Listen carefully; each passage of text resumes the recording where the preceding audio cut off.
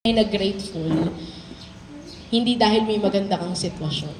You can say that you are grateful kapag nasa gitna ka ng pinagdadaanan mong magulo. Hindi mo magets kung masaya ba o hindi or ano man.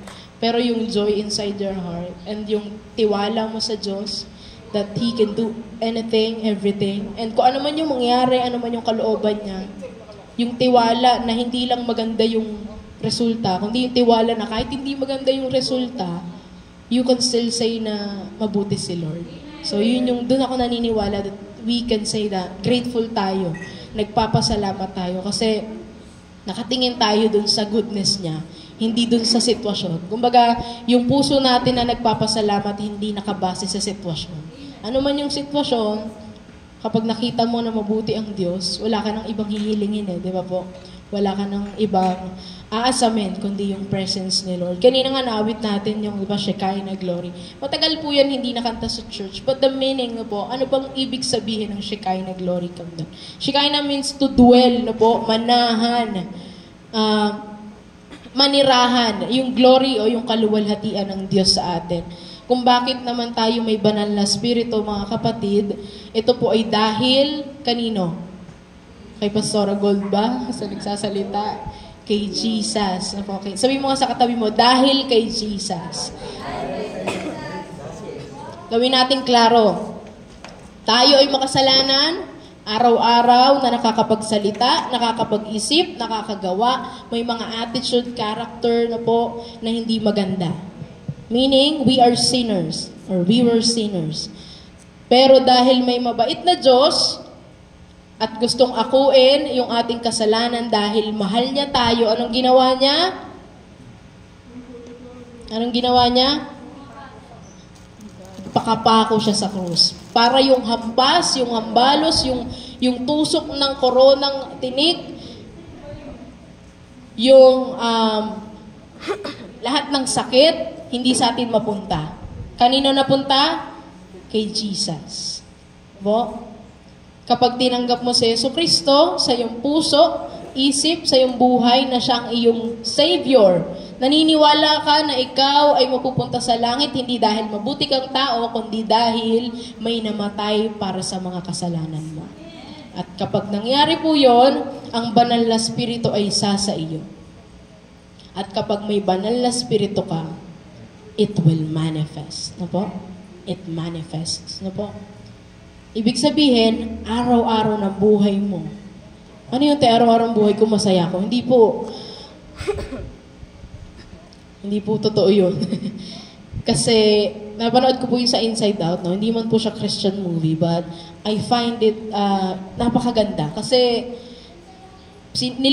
pinakita doon na lahat ng emotions dapat in-acknowledge na po.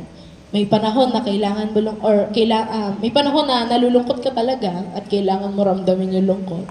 May panahon na nagagalit ka at hindi po masamang magalit, no po? Ang masama ay yung ano yung magagawa mo at kung ano yung masasabi mo or may isip mo kapag galit ka. Yun po yung possible na maging kasalanan. Pero yung galit ka, hindi po, no po? Kasi emotion siya. Part siya ng pagkatao mo. Nagagalit ka kasi pag hindi ka naman nagagalit, ano mangyayari? Aabusuhin ka naman, tama? Ng mga tao sa paligid. Pag naman hindi ka naman nalulungkot, iba na yun. Pag hindi ka nalulungkot. Nasa sulok na pala, no? Sa madaling salita, marami tayong emosyon na nararanasan. Pero yun nga, ang gusto ko lang maging klaro sa buhay natin, na kapag tinanggap natin si Jesus Christ bilang ating tagapagligtas, no? Hindi lang kakilala, no po? Hindi lang kakilala, kundi sariling tagapagligtas na araw-araw mong hahanapin. His presence, His Word. Diba? And sa buhay natin, mga kapatid, kung yung mga kasama mo sa loob ng church or kapamilya mo, alam mo na nakakakilala sa Panginoon, at merong banal na spirito, may pananahan ng Holy Spirit, dapat nakikita mo dyan ang imahe ng Diyos. Tingnan mo nga. Anong imahe meron yung katabi? Wow! Parang lalo na in love no? Kapag ka nandyan ang banal na spirito, may pananahan ng Holy Spirit, ramdam mo ang presensya ng Diyos. Alam niyo po, sa pag-alaw ng Diyos sa mga hindi magagandang pagkakataon, naranasan ko dati na makabilong sa, alam niyo po yung mga kapatiran o samahan na kung saan ramdam mo yung pagmamahal nila na galing sa Lord. And then dumating sa point na na-feel mo rin na parang ano na lang, nai-enjoy na lang kasi masaya yung panahon, pagkakataon. Pero kapag hindi na masaya, hindi mo na rin ma-feel that they are with you or you are belong with them. Sa loob man o sa labas, especially sa family. Pero natutunan ko pala bilang mga kapatiran kung bakit kailangan natin magsimba, no po? Hindi dahil para maligtas ka. Hindi po perfect attendance to si ate, lang ito. Hindi po. Kung bakit tayo magkakasama, wala pong kinalaman ito sa kaligtasan natin. Hindi ka sumimba, basta tinanggap mo si Jesus Christ na namatay para sa iyo, tinanggap mo bilang sariling tagapagligtas, sarili mong Panginoon. You have relationship with Him, ligtas ka. No, basta sure ka doon sa puso mo at syempre kilala ka ni Lord, kilala mo din siya. Kinikilala mo siya bilang tatay mo, ang ating Panginoong Ama, ating Diyos Ama. Ayan. Tapos ikaw din, kilala mo din siya because you have relationship, you read His Word, you pray every day. Hindi lang every day, maya't maya, you pray, di ba? Nagdadrive ka, nagwawalis ka, nagluluto, nagagawa ng assignment, you pray to Him. You have relationship, ligtas ka, malinaw po yun. Pero ate, bakit kailangan pa natin pumunta dito? Bakit pa kailangan na sasama-sama every Sunday? Yeah? Anong importansya, iligtas naman na pala? We know yung konsepto or yung example na kung saan yung apoy, diba? Pinagsama-samang kahoy, yung isa ilayo mo, mawawala yung apoy. Another example, tingting, na pinagbigkis mo, gamitin mo, useful. Pero pag nakahiwalay, wala siyang silbi. Panghampas lang yan sa'yo. Huwag makulit ka. No? Sa madaling salita, kung bakit tayo nagsasama-sama every Sunday, bakit kailangan, no, hindi lang siya dahil gusto mo, kundi kailangan na yung katabi mo, kaharap mo, nasa likod mo, dapat kinukumusta mo. Kasi minsan magkakasama tayo pero we don't ask kung kumusta yung kasama mo, katabi mo, kapatid mo, kamag-anak mo, ka-churchmate mo. Diba? Napakahalaga nung tanong na kumusta ka. Sabi ko nga sa dami-dami ng tanong, ito yung pinakamahirap sagutin. Diba? Kasi hindi lahat kayang maging open. No? Pero yun po yung ating pag-uusapan ngayong umagang ito. Diba? Ito po ay nanggaling sa Book of Acts, chapter 2, verse 42, pababa. Good morning po kayo, ma. Mani akong bumawat isa na tumayo, tayo po ay mananalangin.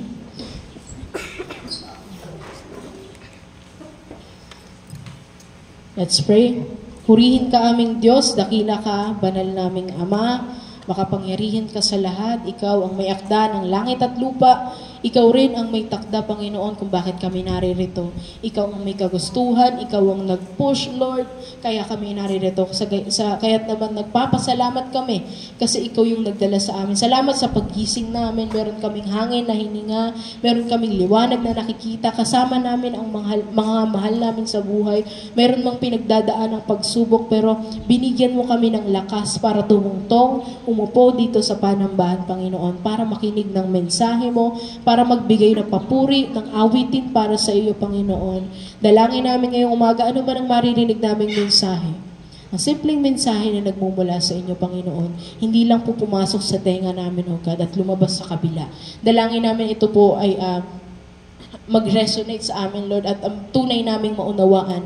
Lubos namin, Panginoon, na maintindihan at ipamuhay, Panginoon. Maraming salamat. We believe in you, Lord, and we pray that the Holy Spirit will give us humble heart, Lord, sa pakikinig namin. Yung humble spirit, Lord, na ano man yung maririnig namin, we will accept it, Lord. Correction man ito, rebuking man, O God, dalangin namin, Panginoon, ang salita mo ay patuloy na magbago ng buhay namin, Panginoon. Individually at spiritually, especially, Lord, sa buong simbahan na ito. Maraming salamat po, Panginoon. Purihin ka, in Jesus' name, Amen. Palakpakan po natin si Lord. Sige po, once again, palakpak sa Lord.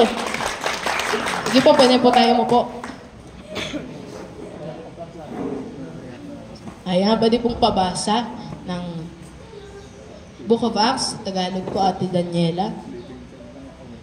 Chapter 2, verses 42 hanggang 47. Mga gawa, chapter 2, verses 42 hanggang 47. Mga gawa, chapter 2, verses 42 to 47. Naging masigasig sila sa pag-aaral ng mga itinuturo ng mga apostol, sa pagtitipon bilang magkakapatid, sa paghahati ng tinapay at sa pananalangin. Ang pamumuhay ng mga mananampalataya. Maraming himala at kamanghamanghang ginawa ang Diyos sa pamamagitan ng mga apostol, kaya namuhay ang mga tao ng may paggalang at takot sa Diyos. Maganda ang pagsasamahan ng mga mananampalataya at pinag-isa nila ang kanilang mga ari-arian para makabahagi ang lahat. Ipinagbili nila ang kanilang mga lupa at mga ari-arian at ang pera'y ipinamahagi nila sa kanilang mga kasama ayon sa pangangailangan ng bawat isa. Araw-araw, nagtitipon sila sa templo at naghahati-hati ng tinapay sa kanilang mga bahay. Lubos ang kagalakan nila sa kanilang pakikibahagi sa pagkain. At palagi silang nagpupuri sa Diyos. Nagustuhan sila ng lahat ng tao, araw-araw ay idinaragdag sa kanila ng Panginoon ang mga taong kanyang inililigtas. Salamat po sa pagkakabasa ng salita ng Diyos. Purihin siya.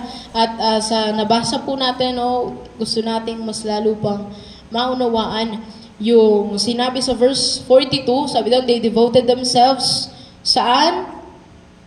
Apostles teaching, sa katuruan. Pangalawa, fellowship. Pangatlo po, breaking of bread. Ang pang-apat ay pananalangin. So, bakit po kailangan itong mga bagay na ito? Tanong mo nga yung katabi mo, meron ka ba nito? Ayan.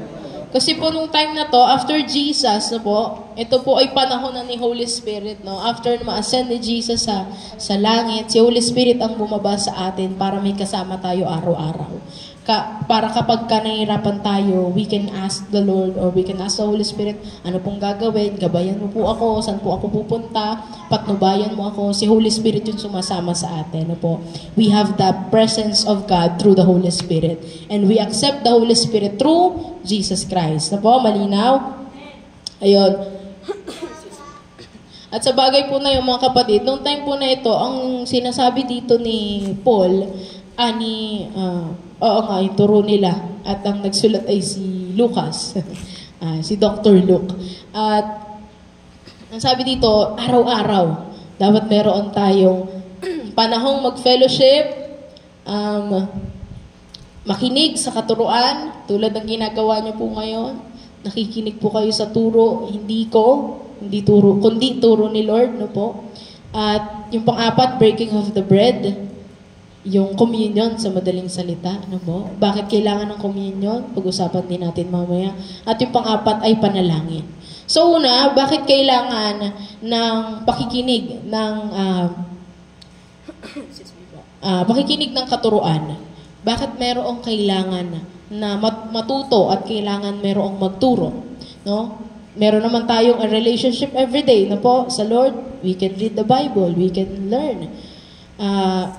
Sa pagkakataon po yun, yung mga tinuturuan ng Diyos na magsalita ay pinagkalooban ng gift na pwedeng mapunta rin po sa inyo. Tulad ngayon, may mga kasama tayo may mga kapatiran tayo na nag-aaral, nagba-Bible school. Ayan. Nagba-Bible school si Kuya Ayan, Mami Eve, sino pa po? Si Ate Ja, si Sister Myla Emergo. Kaya mga nag-aaral po sila mag-Bible school. So, yung mga pag-aaral po na yon ay ginagamit ng Diyos para tayo po ay lalong matuto. At yung pag-aaral ng salita ng Diyos, hindi po, senior ay pwede na ito magturo. Baguhin natin yung konsepto na gano'n. Bakit? Kasi si Jeremiah, batang ginamit. Tama? Si Timothy, bata rin, di ba? Ate Karil, paano naman kami? May mga edad na. Kung bakit po natin binanggit na pwedeng gamitin ng bata at pwede rin ng matanda. Kasi pag naggamit ang Diyos, wala po sa edad. No? For example, sabi mo, ate, medyo late na ata ako. Karil, medyo nasayang ko yung ibang oras, so parang hindi na ata ako. No. You still have time. You still have the chance na magpagamit sa Panginoon. At last week po na pag-usapan natin yung responsibility. Kasi lagi natin narinig, mahal ka ng Diyos, niyakap ka niya, pinatawad ka niya, nililinis ka niya araw-araw, binibigyan ka niya ng pagpapala, deserve mo man o hindi. Diba? Niyayakap ka niya at patuloy ka niyang ginagabayan. At ang pinag-usapan natin, na-preach ng Ate Daniela, na meron tayo dapat responsibility naman. No? Hindi lang puro tanggap ng tanggap. Kasi naniniwala ko, ang taong tumanggap at nagpapasalamat ng lubos ay nagbabalik din. No po? Hindi para pantayan ang Diyos, kundi para magpasalamat. No po? At sa bagay na yun, parte po yun, yung pag-aaral ng salita ng Diyos at pagpapagamit sa Kanya. No po, nabanggit din last week na po, nung bago tayo matapos, nung nag-pray tayo, na yung paglilingkod sa Diyos, hindi lang po yung tutugtog ka, sasayaw ka, kakanta ka. Ang tunay na paglilingkod ay yung pagsunod sa kalooban niya. Pagsunod sa utos niya. Ano po yung inutos niya? Matthew chapter 28, verses 19 to 20. Go and make disciples of all nations, baptizing them in the name of the Father and of the Son of the Holy Spirit, teaching them to obey everything the Lord has commanded. No po. At ang Diyos surely no po will be with us hanggang sa katapusan. Yun po yung pinaka-pinagagawa niya. And we have to see kung nagagawa ba natin siya. Kasi yun yung pinakaunang pinagagawa. Dapat matuto tayo sa katuruan. At kapag natuto, syempre magtuturo ka din. So yung ginagawa mo ngayon na nakikinig ka, tama po yun. Bakit? Kasi natututo ka. Nako-correct ka. Di ba? Sabi nga, ang salita ng Diyos, not to entertain anyone. Ang salita po ng Diyos ay para magbago ng buhay. So kung ngayon nakikinig ka, tapos may mga mali sa life mo na nare-realize mo ngayon na, ay, dapat pala ayusin ko to. Dapat pala baguhin ko to. Sabihin mo ngayon, salamat sa Diyos. Salamat sa Diyos. Yan. Bakit? Kasi nakukorek, natatama. Meaning yung layunin, yung objective ng salita ng Diyos ay gumagana or nagagampanan, na-fulfill. Hindi pwedeng nakinig lang tayo tapos paglabas natin dito, parehas pa rin ikaw. Dapat may pinagbago. Amen? Dapat may nabago sa'yo. Kung kanina ay ganito ka, a little bit may nabago sa'yo paglabas mo. Kung bakit kailangan po natin makinig sa salita ng Diyos or sa kanyang katuruan, kasi ang ina-aim po natin ay perfection. Aba ate, mahirap pa tayo na. Baka palangit na tayo. Kasi yun po yung gusto natin, sa langit tayo. Amen? Yung perfection, yung Christ-likeness, yun yung gusto natin. Kung bakit tayo nakikinig sa teaching. Amen po? Para pag nakita ka ng tao, ang nakikita sa'yo, ang imahe ng Diyos. Diba? Wala namang, sabi na, kita ko imahe ng Diyos dito, pero nagmumura. Hindi naman, diba? Wala namang gano'n. Hindi tayo masasabihan ng Christ-likeness. Pero yung bibig mo, masakit yung mga lumalabas. Kapag nagsalita ka, iiyak yung kausap mo kasi nasaktan. So, hindi Christ-likeness yun. Another example, hindi naman Christ-likeness yung mapanakit ka, no?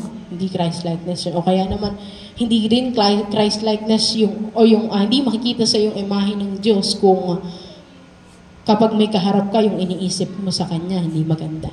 Di ba po? Kung bakit natin kailangan basahin ang salita ng Diyos, aralin, makinig, para po mabago yung buhay natin. At ang sabi sa salita niya, ang pananampalataya ay nagmula sa pakikinig at pakikinig ng salita ng Diyos. No? Mag-grow yung ating pananampalataya kapag tayo ay nakikinig sa salita niya. No po? Hindi lang basta nakikinig ngayon, no? Hindi nakikinig din every day. You read His Word, you pray to Him, pakikinig sa kanyang tinig. Na po? Napakahalaga po nun. Pangalawa, nagigets po natin umpisa. Pangalawa, ano po yung sabi? Fellowship. Ayan. Napansin ko po yun. Medyo itong simbahan nito we have to be honest, nagkulang sa fellowship. Ano po? Nung panahon na ako'y natututo magbasa at mas matuto pa, magturo pa ng salita ng Diyos. Papuri sa Diyos, po, hindi sa akin. Napansin ko na I have so much time reading His Word, studying His Word, praying to the Lord, pero yung oras ko sa kapatiran ko kulang. At mali po yun. Kasi naging tema na nga rin po dati, no? Although iba pa yung pangalan ng church natin noon, pero wala naman sa pangalan, no? Kundi sa mga taong naririto. Ang tema noon, color red yung t-shirt po natin, love God, love people. Ano po, 6th anniversary ata yan? Apo, naka-red, no? Love God, love people. Ano ba yung 6th anniversary? Hindi ko po atanda kung pang ilan. Pero yun po, isa sa tema natin. So, hindi lang po dapat mahal natin yung Diyos. Lahat naman po tayo mahal natin yung Diyos. Amen. Alam ko namang walang hindi nagmamahal sa Diyos. Pero, dapat mahal mo din yung kapatiran mo. Mahal mo din yung hindi mo kapatiran. Ano yun, ate? Mahal mo yung mga believers, kapwa-believer, kapwa mananampalataya sa Panginoong Hesukristo. Mahal mo din yung hindi naniniwala. Unti yung amen na. Kasi mahirap magmahal nang hindi ka mahal-mahal. Diba? Sakit ba? Mahirap magmahal nang hindi ka mahal-mahal. Pero remember this, kapatid. Kapag nahihirapan kang magpatawad, kapag nahihirapan kang tanggapin yung isang tao, o kahit hindi yung yakapin siya, or batiin, tingnan, nahihirapan ka, remember this. Ikaw na hindi ka mahal-mahal, minahal lang Diyos. Amen? Kaya ka naririto ngayon. Kaya ka buhay, kaya ka may biyaya, kaya ka mayroong trabaho, nag-aaral ka, may business ka, or kung wala man, basta buhay ka, you are here dahil mahal ka ng Diyos. Binibigyan ka pa niya araw-araw ng pagkakataon na lumapit sa Kanya. At lalo pang mas maging close at mas maging kagamit-gamit for His kingdom and for His glory. Diba? At sa fellowship naman po, yun nga, dapat palagi nating tandaan that we have time, no? Sa kapatiran. Kanina nabanggit natin, no? Magkakasama, lalo sa bahay, na napansin ko yun, before ako mag-speak up, bago ako talaga yung, sabi ko, nakakasawa yung nangyayari sa bahay. Bago ako magsalita. Kasi ngayon, 20 plus na. 20 years old na po ako. So parang, meron na akong realization, meron na ako parang ano yung hindi maganda sa loob ng bahay. Nag-pray ako, tapos sabi ko sa Lord, bigyan niya ako ng courage na magsalita. Kasi, ang hirap nung, alam mo yung parang kang, ano yung tawag doon na nagre-renta sa boarding house? Uuwi ka na lang, matutulog, kakain. Hindi kayo halos nag-uusap sa loob ng bahay. Ang hirap po nung ganun. So, bakit ko po yun nabanggit? Kasi napakasarap sa feeling na kung saan mayroong kumukumusta sa'yo. No? Kahit ikaw yung uri ng taong introvert, masarap sa feeling na mayroong kumukumusta sa'yo. Especially yung pangungumusta niya sa'yo ay may yung sincere na feelings or pagpapakitang ng care. No? So, tanungin mo nga yung sarili mo, sa buong week na to, ilang tao yung nakumusta mo? Ilang tao yung naipanalangin mo? Ilang tao yung tinapik mo, saying na malalagpasan mo din yan. Ilan yung tao na yun? Reality check na po mga kapatid. Dalawa. Kasi minsan sa pag sobrang hirap ng ating mga pinagdadaanan, we're too focused sa sitwasyon na meron tayo. Na po, hindi ko to sinasabi, just saying na parang, kayo ganyan. Hindi, nangyari din po sa akin. Sa sobrang dami ng ginagawa, dinadaanan lang, ayokong tambayan. Kasi mahirap tumambay sa pagsubok. No? Lahat ng pinagdadaanan. Napansin ko parang wala akong nakausap, wala akong nakumusta. focus ako sa pinagdadaanan ko sobra. Kaya yung week ko is dark. Yung week ko is ang lungkot. Kasi wala akong time with yung kapatiran, with brethren. Ayan. So napakahalaga po na tayo ay may panahon sa bawat isa. Kumustahan. Kasi bakit? Every week, every Sunday, nakaupo lang po eh. Nakikinig. Pagkatapos magkantahan, uupo, makikinig. Announcement, diba? Kahit sino pre-announcement, closing prayer, uwian na. Diba? Walang oras para makipag-usap, makipagkumustahan. Tanungin yung kapatiran, baka may prayer request ka. Baka meron akong kayang maitulong sa'yo. O kaya naman, you prayed last night, tapos sabi ng Lord sa'yo, nak, meron ka naman something na maitutulong. Eto, pinakita sa'yo sa utak mo, yung itsura ng tutulungan mo. Ano po yun? Matangkad yun. Nagpaparinig eh. Pinakita sa'yo ng Lord na meron kang kailangang tulungan. No? Hindi mo na kumusta. Diba? Napakahalaga ng meron tayong time with the Lord. At time with our sisters, brothers and sisters. So sabihin mo sa sarili mo ngayon, tapikin mo yung sarili mo. Yan. Self. Have time with your brothers and sisters. Yan. Para hindi ka too focus sa pinagdadaanan mo. Ako nga, pagka laging gano'n, nakakwentuhan ko yung ibang kabataan. Tapos nagkukwento sila. Nare-realize ko na hindi lang pala ako yung nagkaroon ng problema. Hindi pala ito yung pinakamabigat. Meron pa palang iba. Bakit? Naririnig ko yung kwento nila eh. Mas mabigat pa. So, dumadating ako sa point na, Lord, wala pala akong karapatang magreklamo. Kasi kakarampot lang pala itong pinagdadaanan ko kumpara sa mga pinagdadaanan ng iba. Not to invalidate your feelings, not to invalidate your situation. Hindi ka po ginagaslight. Pero yung magkaroon ka lang ng bintana na makita mo na mas dapat maging grateful ka pala. Diba? Na hindi yung puro reklamo ka lang. Makikita mo na sumasukses ka rin pala. Diba? Sumasukses ka rin pala. Diba? Na hindi ka lang palaging lugmok na lugmok sa buhay. Sa madaling salita, ang sarap makinig sa mga pinagdadaanan ng mga kapatiran. Nai-inspire tayo. At sana po kayo na may mga pinagdadaanan or may mga pinagdaanan, gawin nyo rin po na maka-inspire din po kayo sa ibang tao. Na alam mo yung testimony that you have, beautiful testimony mga kapatid, i-share mo sa kapatiran. Hindi po yun basta sinabi nyo lang at narinig namin. Yun po ay tatatak. Kasi yung sumulat ng story mong yun, si Lord. So kapag salita ng Diyos o kaya naman ang Diyos ang may akda, pag narinig ng tao, tatatak po yun. At marirealize namin na okay, grabe pala yung taong to, napakalakas. So kami na makakarinig, marirealize namin okay, you should be grateful na. So again, ano yung una? Makinig sa katuruan. Pangalawa, magkaroon ng oras sa kapatiran. Pangatlo po, breaking of the bread. Ano po yun? Yung communion. Yan. Breaking of the bread. Yung tinapay at yung wine. Na po? Ang ginagamit natin dito, juice lang na po. Wine naman yun. Wine, ayan. Hindi lang process. Ayaw sabihin yung brand eh, no?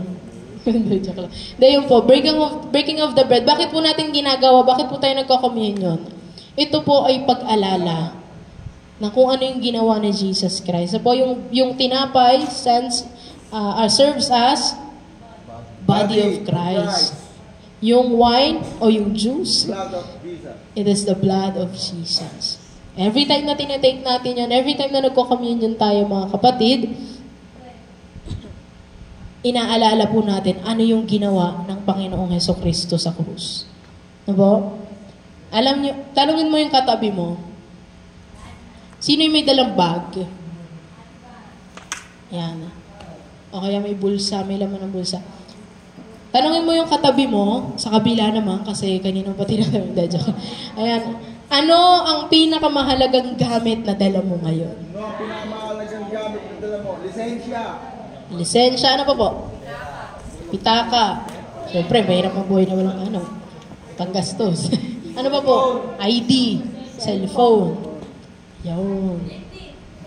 15. Makeup. Ano po dapat ang pinakamahalagang bagay na meron tayo? Bible. Pakisigaw nga ulit, JB. Bible. You have Bible? Yes. You have Bible sa cellphone. I have Bible in my cell phone. Yeah, wala pong masama na we have Bible in our cellphones. Bago na ang version. Bagong version pa, no? My question is, binabasa mo ba? Yeah. Ayan. Okay, yung dala mong cellphone ngayon, lagay mo po sa cellphone mo, type mo, o kaya isulat kung may notebook ka, lagay mo dyan, aralin ang ibig sabihin ng communion or breaking of the bread. Ate, nag-iwan ka pa ng assignment. Ano? Ayan. So this week, meron po kayong aaralin. Ano po? Yun po. Para wala nga atin next week, no? Baka may recitation. Hindi, joke lang po. Aralin po natin yan. So breaking of the bread, yun nga po, inaalala natin ang ginawa ng Panginoong Jesucristo. Kasi ang naglinis sa atin ay dugo niya. Na po, bakit napakahalaga ng dugo ni Jesus? Bakit hindi dugo ni Alden Richard? Uso na naman siya eh. No? Hindi, bakit hindi dugo ng iba? Kasi yung dugo ng Panginoong Jesucristo ay walang bahid na kasalanan. Ang dugo ng tao, no po, ito po ay napatunayan na at naaral scientifically sa mga experiments, sa mga scientists, na ang dugo ng isang tao, ikaw yung dugo mo po, ay nanggaling sa iyong tatay. Ang husay ng Diyos, no? Sa loob ng tiyan na buo ng nanay, pero yung dugo ay sa tatay. Opo, tama po. Si Jesus Christ ay naipanganak sa katauhan ni Mama Mary. Ayan. Ni Mary, ang kanyang nanay. At si Mary po ay tao lamang at hindi Diyos. Hindi po sinasamba. Hindi po pinagdadasalan. Siya po ay tao, ginamit lang ng Diyos para lumabas si Jesus sa mundong to. Diba? So, ang kanyang tatay pa rin, hindi si Joseph na po. Si Joseph po ay earthly father lang po ni Jesus. Pero ang kanyang tatay ay tatay natin sa langit. Na po. The Holy Spirit na po, kung bakit nag-conceive si Mary, it is because of the Holy Spirit. Na po. So, ang tatay niya, hindi tao, kundi Diyos. So, ang dugo na meron si Jesus ay walang bahid ng kasalanan. Na po. Kung bakit tayo yung sinasabi, pagkasilang pa lang may kasalanan na. Kasi yung dugo po natin ay dugo ng tao. Pagkasilang mo pa lang, nakaakibat na sa dugo mo na may kasalanan ka. Nagigets po natin. So, bakit napakahalaga ng dugo? Ginagawa po noon sa Old Testament para po ang tao ay magkaroon ng forgiveness. Ang ginagawa? Yung blood ng mga animals, ni-sprinkle, winiwisik doon sa Holy of Holies, diba? Doon sa templo. Dugo ng hayop. Araw-araw po iyon ginagawa. Kung walang Jesus Christ, hanggang ngayon pumapatay pa rin tayo ng animals eh. Nagwiwisik, diba? Para may forgiveness. But because of Jesus Christ and His blood, isang beses na lang mangyayari. Dadanak ang dugo. At forever, abang buhay na yung kasalanan mo ay may kapatawaran. Ate, may kapatawaran kahit yung future sins? Yes. Bukas magmura ka, basta tinanggap mo si Jesus Christ sa buhay mo, bilang Panginoon mo at tagapagligtas. Napatawad na yun. Abuti, pwede pala eh. Bukas nga, sisigaw ko nga yun. Ikaw na pinatawad, binigyan ng panibagong buhay. Tanong ko ulit yung isang example. Kapag ba pinautang ka ng 10 milyon, tapos sabi sa'yo, huwag mo nang bayaran. No? Kasi mahal kita. Kaya mo bang sampalin yung nagpautang sa'yo, tapos sabi, huwag mo nang bayaran kasi mahal ka niya? Kaya mo ba siyang sampalin araw-araw? Kaya mo ba siyang saktan araw-araw? No? May sumagot, oo daw, napakapala na lang ng mukha. Di ba hindi? Kasi bakit? Nagpapasalamat kang lubos. So same thing with the Lord, no po. Kahit sabihin mo, pinatawad ka na niya yung mga gagawin mo pa in the future na kasalanan, you make sure na huwag magkasala. Bakit? Kasi alam mong masasaktan siya. Nagigets po natin. Nabagit kanina natin ang kaligtasan natin hindi nakabase sa ginawa nating mabubuti.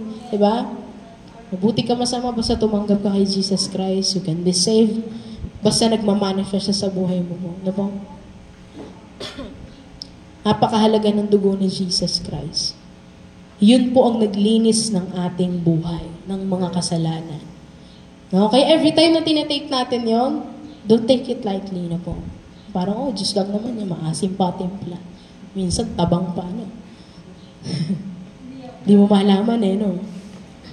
Every time na tinitake po natin yung mga kapatid, nagsiserve po yun as blood of Jesus. Na ito yung dumini sa akin. And habang ginagawa mo, tinitake mo yun, you pray, we pray, magpasalamat ka sa Diyos kasi may naglinis ng kasalanan mo. Na everyday gigising ka, may pag-asa. Nagkasala ka ngayon, bumitaw ka sa Kanya, kinabukasan, mamaya pwede ka lumapit sa Kanya. Nahihiya ka man, kasi alam mo matagal na panahon, kahit nagsisimba ka matagal ng panahon, na yung date nyo ni Lord, hindi mo siya sinisipot. Anong oras ba yung inyong devotion? 7 a.m. ba yan? 7 p.m.? No? Kung ano mang oras yan. Matagal mo siyang hindi sinisipot. Na yung Bible mo is naalikabukan na. We can still say, habang di pa nadating si Jesus na po, we can say na pwede ka pa rin lumapit sa Panginoon. Bumalik sa Kanya. Have time with the Lord. No po? And yung katawan ni Kristo, di ba, siya yung napahirapan. Hindi ka natusok ng koronang tinik, hindi ka naipako sa krus, hindi ka naduraan, hindi ka nasipa, hindi ka nahirapan para sa kasalanan. Hindi ikaw yung na-torture. Ang na-torture yung katawan ni Jesus Christ para sa'yo. So, ganun din yung bread. Every time na tinitake mo siya, magpasalamat ka kasi na yung katawan nito, katawan ng Panginoong Jesucristo, siya yung tumanggap ng lahat ng parusa. Diba? Saan na tayo? Breaking of the bread. Yan. Pahaba tayo. Yung pang-apat. Ano po yung pang-apat? Ano po yung una? Fellowship. Breaking of the bread. At pang-apat, panalangin. Napakahalaga na araw-araw po mga kapatid nananalangin tayo. Bakit? Ito po yung ating connection.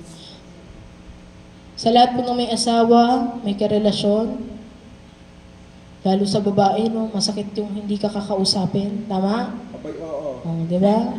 Hindi naman sa sinasabi ko babae lang, pati sa lalaki. Mahirap na hindi nagkakaroon ng pag-uusap. Walang communication. Mga kapatid, I have to tell you this.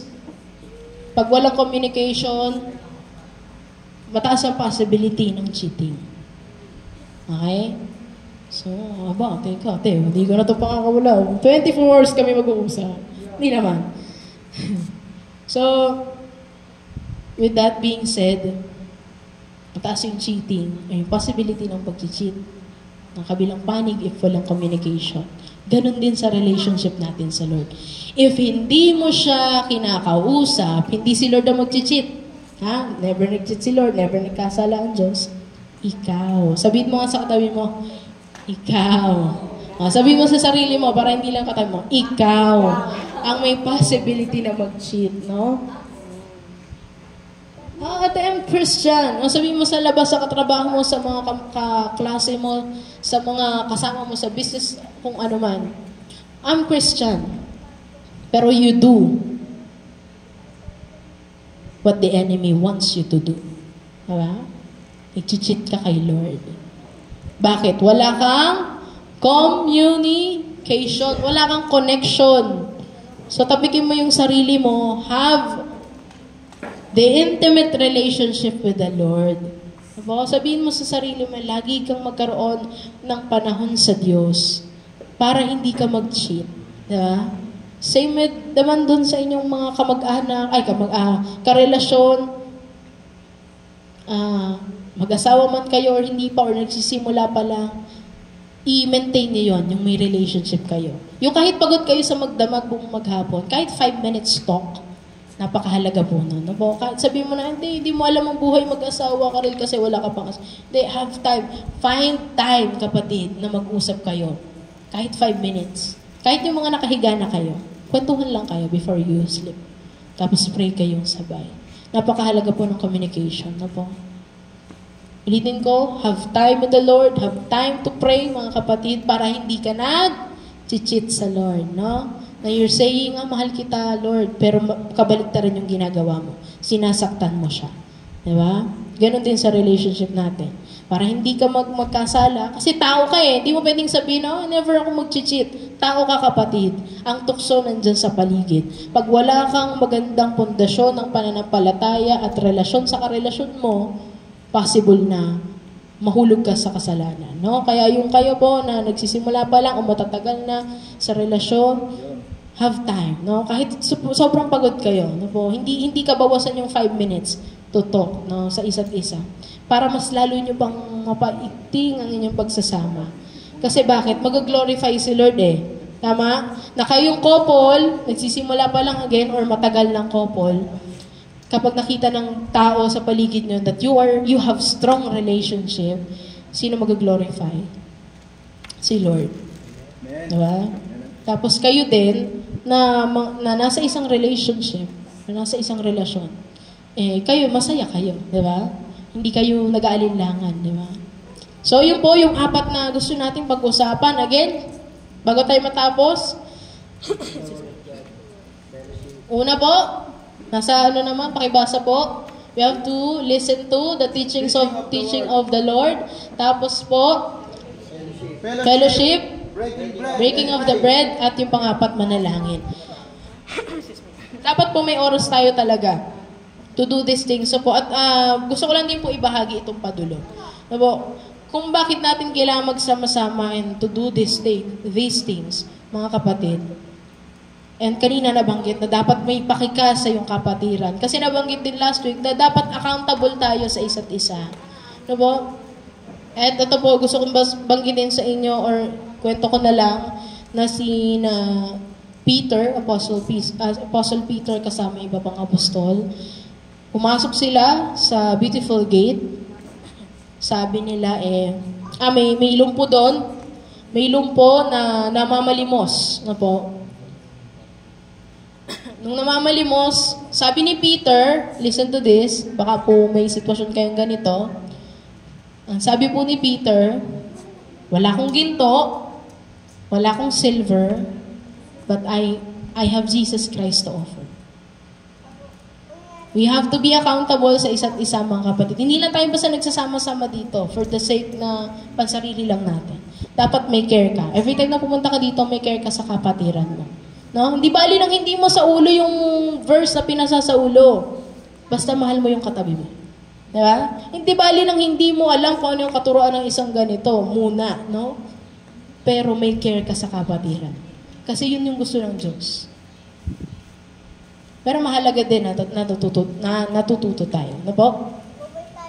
Ang ibig sabihin ko lang, mga kapatid, hindi gusto ng Diyos yung talino mo, yung husay mo sa pagtuturo mo, ano man yung ginagawa, magaling ka sa computer, magaling ka sa camera or anything. Ang gusto ng Diyos, ikaw. May relationship sa Kanya at may relationship sa kapatiran.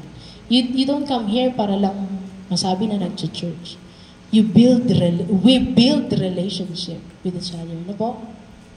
Again, pagpasok mo dito, kung ganito kayo ka-close ng friend mo, or ng churchmate mo, dapat mas lalo pa kayo nagiging close every Sunday. Every time na nagkikita tayo. Ano po? Kaya tayo binigyan ng Diyos, mag-form kayo ng churches. Bakit? Para magpalakasan. Para maghilahan pataas. Ano po? Napakahalaga po nun. At bakit ko nabanggit yun? Sinabi ni Peter, wala akong ginto, wala akong silver na may ibibigay sa inyo kasi namamali mo siya eh. Ano sabi niya? I have Jesus Christ. Kapatid, pag may nangangailangan, wala akong laman, bulsa mo, problemado ka din. Huwag mo sabihin, wala din ako eh. Wala akong may bibigay, pasensya. No, hindi ka wala. May Jesus ka.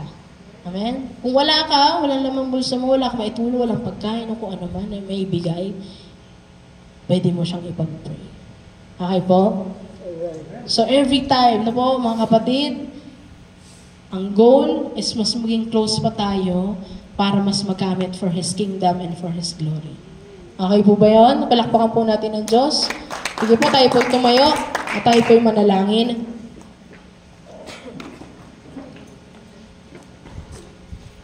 Sabi kanina, sa kanta, di ba, bago din tayo magsalita, yung manifestation of the Holy Spirit. Mga kapatid, the manifestation of the Holy Spirit and its fruit, basahin po natin. Hindi po ito yung mahusay kang magsalita. Hindi ito yung may honor ka, sabitan kang medal, hindi masama yung mga bagay na yun. Pero the manifestation of the Holy Spirit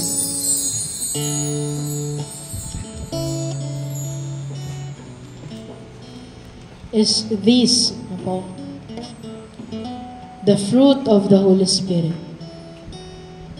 Sabi dito, ang bunga ng Espiritu ay pag-ibig, kagalakan, kapayapaan, pagtitiyaga, kabaitan, kabutihan, katapatan, kahinahunan, at pagpipigil sa sarili. Walang batas laban sa mga bagay na ito.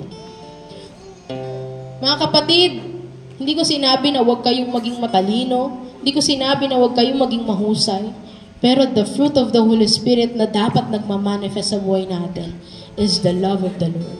No? Hate tayo ng Diyos. Ayaw tayo ng tao sa paligid natin kung magaling kang tao, pero wala kang pagmamahal sa kapatiran mo. Diba? Wala kang pagmamahal sa pamilya mo. Hindi ka nagpapakita ng bunga ng banal na Espiritu. Wala kang joy, peace, the love, kindness and goodness, forbearance, self-control. Yung mga bagay na po yun na po.